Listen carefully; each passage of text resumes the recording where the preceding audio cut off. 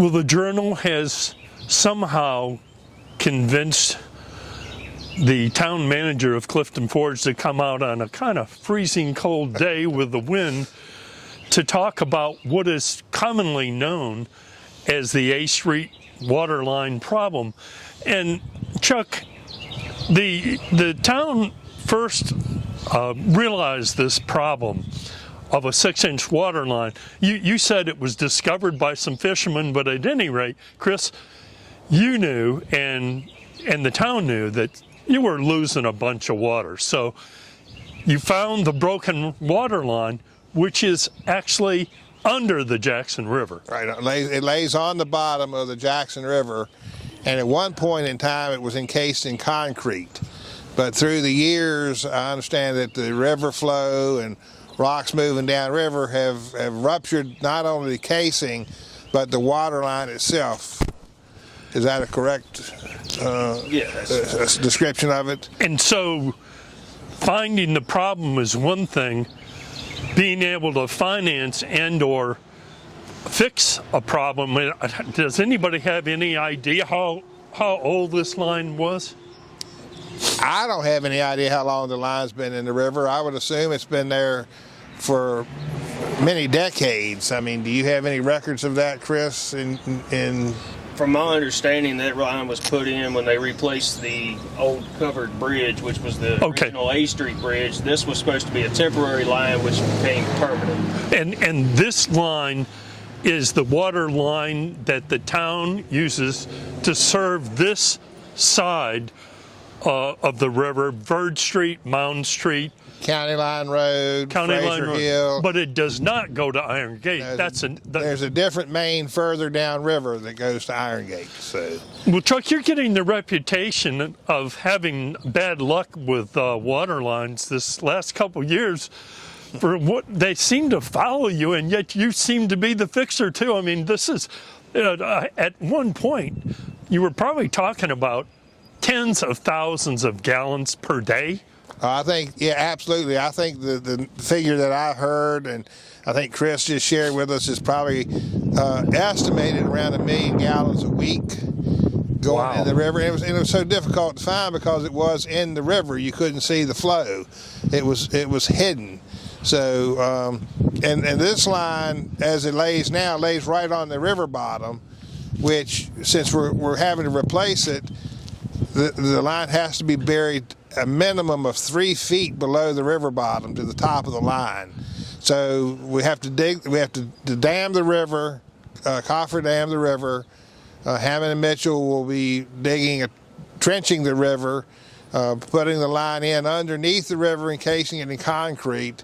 It's actually a twofold job too, Jerry, because also located on the river bottom is a 6-inch forced sanitary sewer main, and the permitting now requires that be buried under the bottom of the riverbed. So part of the project was to relocate that under the riverbed also, and then the riverbed has to be restored to its natural environment when we leave.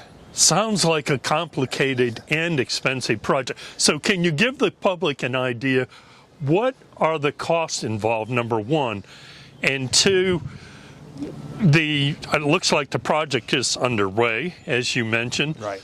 What kind of time frame are you talking about? The project is underway. This particular part of the project is bid out at $561,000. That does not include this part of the project of the temporary water line that was placed on the A Street Bridge. Well, it'll soon be 2 years ago now. And I think that was a price tag of around $80,000 for that, wasn't it? I believe so. And that also includes removal of that line once this line is in place. So the projected worst case scenario on ending time for this project is early September of this year. And the reason it's such a long window on the project is weather conditions, water conditions in the river. You know, you have to work around Mother Nature and be able to be safe and effective when you're doing that. And Chris, you're working with the contractor to make sure X and Y is done at a certain time and place, and to kind of give them a little bit of background about anything that they would need to know about the project. Is that your role? Yeah, pretty much. I'm basically liaison, I guess you would say. And Billy, he's quite knowledgeable about our water system, and he's our water superintendent. And if I don't know it, I'll go to him and he'll help us figure it out. From a standpoint of somebody not knowing anything about infrastructural projects, it seems like it's pretty convenient that you've got somebody of the quality of Hammond Mitchell in the area, that you've known their quality working, that has the capability of even doing something like this. Yeah, we're very fortunate to have a good relationship with Hammond Mitchell. They've done a lot for the town. They're actually the contractors that put the temporary water line on the bridge, and they have the contract to remove the temporary water line. Last summer, they repaired the sinkhole in Route 60 for us, and they were the low bidder on this project also. So we enjoy a really good working relationship with Hammond Mitchell.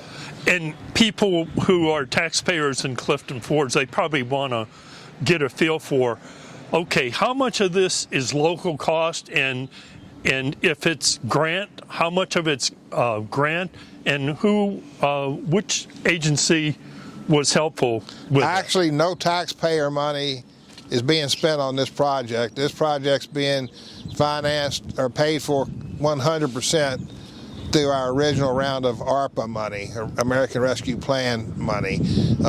And we were fortunate that we received a very nice stipend on that round, with more to come this year. So we were able to pay for this project out of that, and we've got other projects that we have in the works that we're going to be financing through that you'll hear more about in the next coming months. Boy, that's what you call convenient, wasn't Absolutely. It was a great asset to have that money come when it came. So is there anything else that the public needs to know about this? I mean, what we're looking at is a ramp from Mound Street down to the area where the pipe is broken. And so I guess when you put a pipe in, you're going to replace the entire section that goes riverbank to riverbank. Okay. Until actually they're going to excavate on each side of the river until they locate good solid ductile pipe to connect to. And the other part of this project is this is town-owned property. We have this property to give us always an access to the river in case we have any more issues. The plan right now, and Chris is working on this with the contractors, is to leave this ramp open and have it like a walking path and river access for people if they want to go down and fish or what have you, and just make this a permanent public area after this project is finished. Well, who would have thought that you could have something really nice come out of a disaster? Well, we certainly, this happens to be a particularly cold day in April 19th of 2022, and it looks like it's, a very positive start. And your part in all this is very important, and you've answered. I can imagine many people in town thought, "What in the heck is going on over here? How all that money, nearly $600,000?" And we thank you very much for taking the time to join us today. Thank you, Jerry. We appreciate all you do. Thank you. Quite nice, really.